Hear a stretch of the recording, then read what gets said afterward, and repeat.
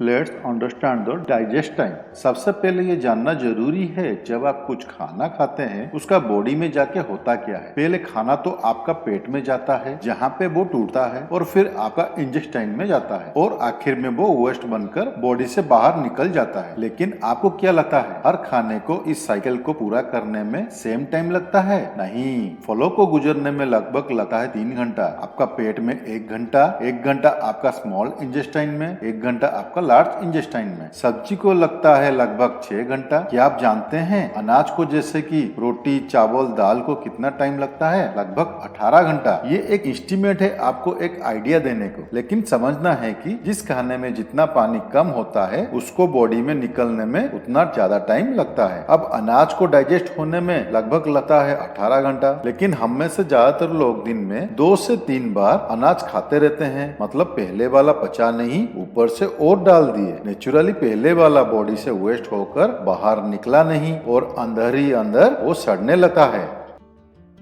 चीज जैसे ब्रेड, चीज, नमकीन, स्नैक्स, बिस्किट, चाय, कॉफी या वो हर चीज जो हमें माँ प्रकृति से सीधे सीधे नहीं मिलता, उसे पचाना और बाहर निकालना बॉडी के लिए बहुत मुश्किल हो जाता है। वो हमारे इंटेस्टाइन के दीवारों में पक जाता है और एक मोटी लेयर बना देता है। अंदर से हमारा इंटेस्टाइन कुछ ऐसा दिखता है। उसमें हजारों छोटे छोटे उंगलियां जैसे उभार होता है, जिसे हम भिलाई कहते हैं। इंटेस्टाइन में जो भी लगा होता है ये भिलाई उसे अपने अंदर सोख लेता है और ब्लड के जरिए वो ब्लड के हर ऑर्गन में पहुंचा देता है। अगर इंटेस्टाइन के दीवारों में गंदगी जमा होगा तो जाहिर सा बात है कि भिलाई गंदगी को ही सोखेगा। फिर ये गंदगी ब्लड के अलग अलग ऑर्गन में पहुंचकर उनके काम को डिस्टर्ब करते हैं और उन्हें हम कह देते हैं बीमारी।